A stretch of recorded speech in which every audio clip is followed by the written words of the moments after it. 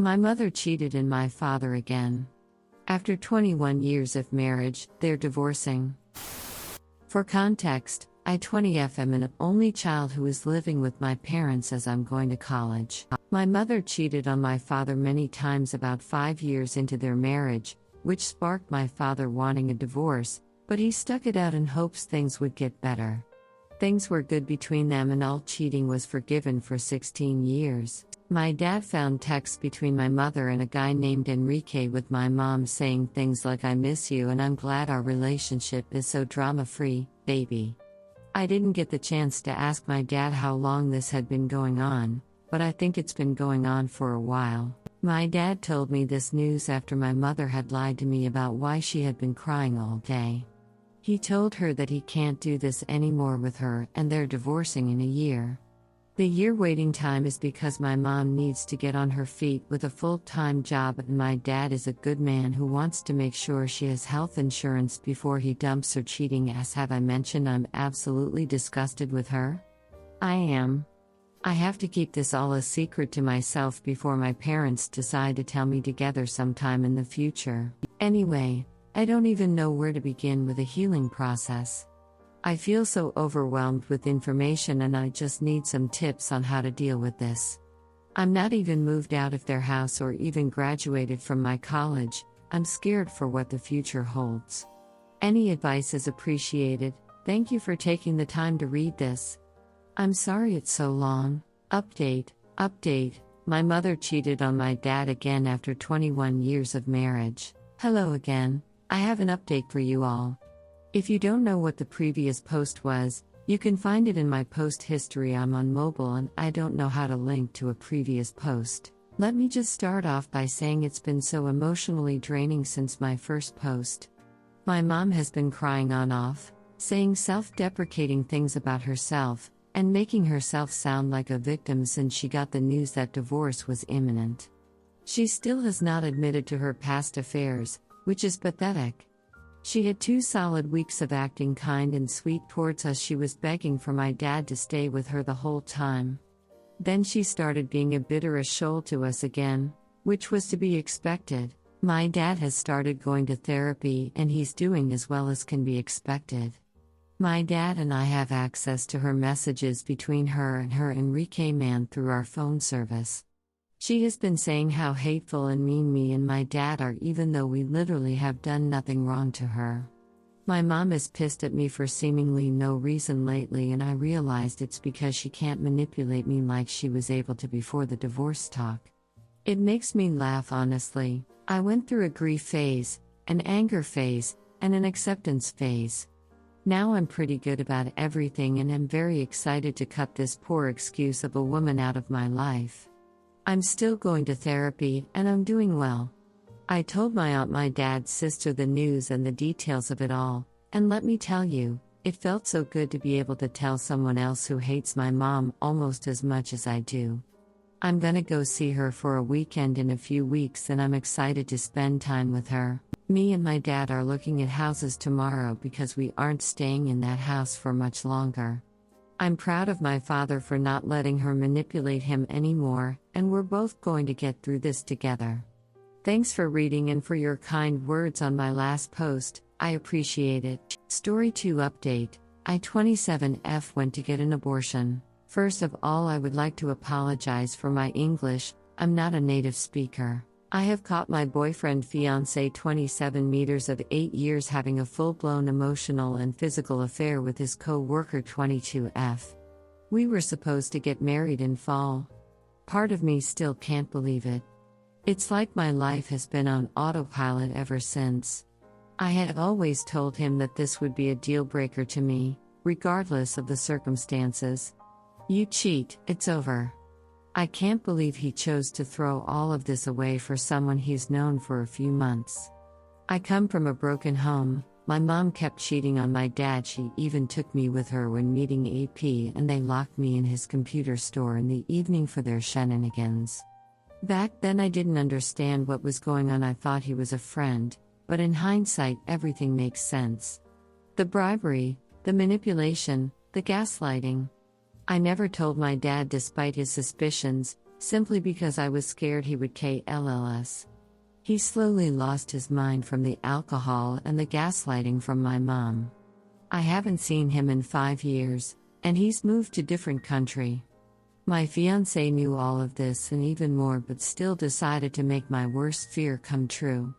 I have no faith in people anymore. My spirit is completely broken. I can't even put my feelings into words. There's only one thing I'm sort of grateful for. Upon discovery, I still had 2 weeks left to legally terminate the pregnancy, and my first impulse was to immediately get an abortion. I refuse to be bound to this man for life. I never want to see him again, and I will not be a single mom if I can somehow help it, especially since I don't have any support from my family.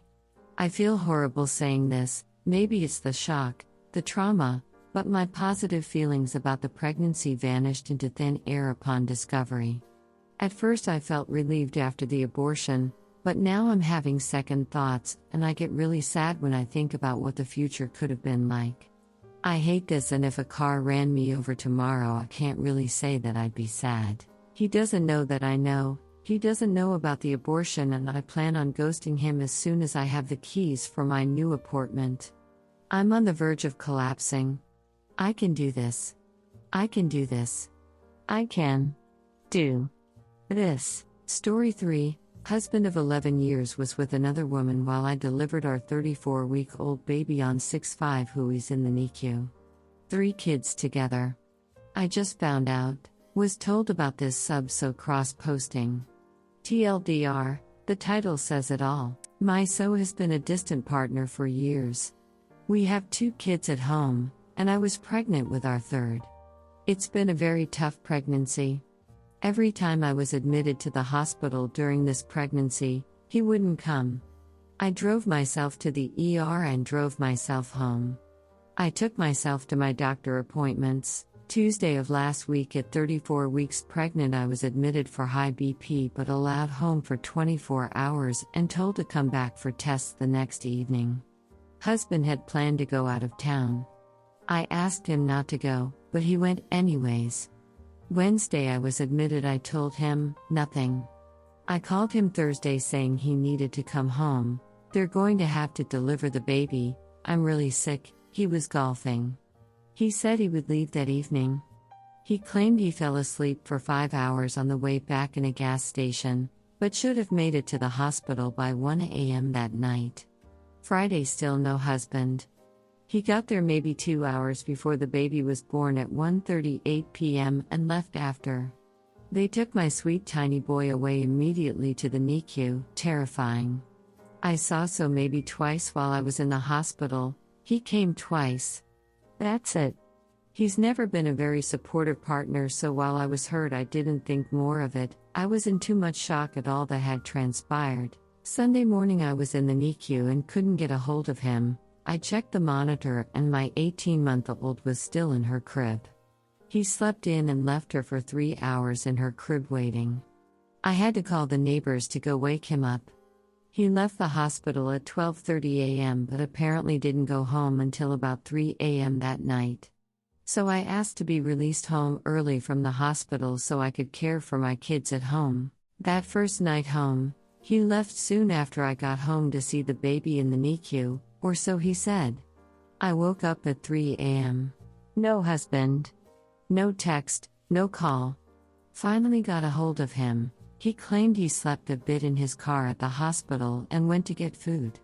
Each night was like that, coming home at 3, 4 a.m. Not responding to texts. Not home during the day. Showering and shaving and working out before the NICU. I just didn't want to believe something was up. Thursday morning he was still asleep, and I went in to try to wake him up, and saw his phone. It was unlocked. I don't know what made me do it. I've never looked at his phone before, but I looked and it was all right there. Texts between him and her. Telling each other I love you, him calling her baby. Him complaining about me asking him to pick up my antibiotics for my kidney infection, or how I had him doing errands. He misses her, can't wait to see her. I woke him up and asked him if at night when he claimed he was at the NICU, if he was with her, and he said yes. I asked him if he was going to keep seeing her or not, and he wouldn't answer me. He claimed he's been miserable the last 8 years of our 11 years of marriage. It's all my fault. I didn't show him I loved him enough, I didn't have time with him enough, I don't take responsibility or apologize. So I asked him to leave. He packed his things. I assume he is staying with her. I've taken him to couples counseling because I was so unhappy and wanted to make things better. How did he never mention how unhappy he was all those times? I wanted a partner. I wanted someone to be collaborative and kind, and I got shut down for years.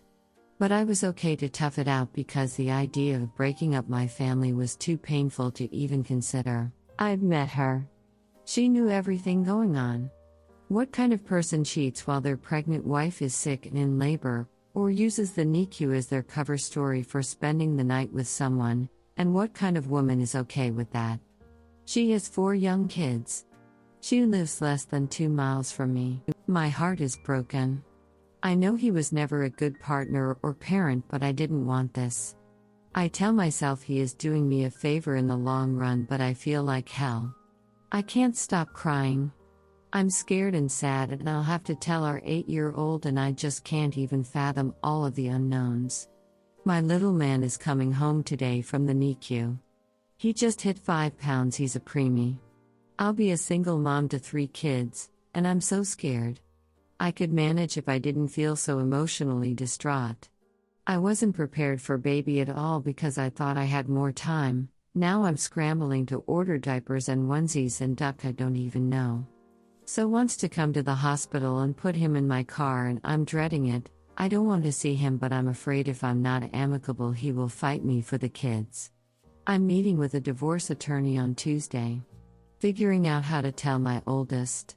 He wants to do a therapy session, but I don't think I can sit there and listen to him tell me again how it's my fault he's leaving and it's too fresh. I don't know.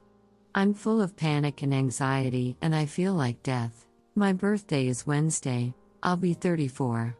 I have no family in the state I live in. I don't know who I am anymore. The only silver lining is I am financially stable.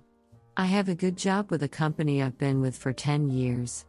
I bought our house, both names are on it, but I have documentation proving the funds came from me. I've always kept our finances separate because he isn't good with money. My IRA and savings should stay mine, I hope. He has no retirement, no savings. I believe he has been hiding money, but I figure the attorneys will work that out. Duck, how is this my life? And how do you survive that impossibly deep, gut-wrenching pain that comes in overwhelming waves, even if you know in the end it's the right thing? I see those ducking texts over and over in my mind, and I wish I could make them go away.